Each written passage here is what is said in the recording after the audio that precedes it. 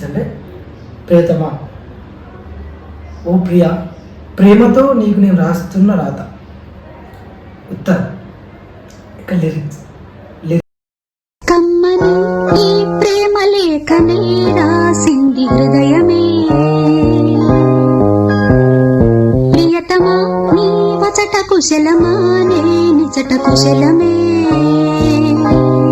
ఇప్పుడు నీతో చెప్పే మాటలు ఊహించుకుంటే కవితల వరదలు పొంగుతున్నాయి, కానీ రాద్దామంటేనే మాటలే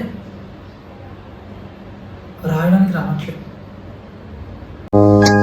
ఊహలన్నీ పాటలే కనుల తోటలో, తొలి కలల కవితలే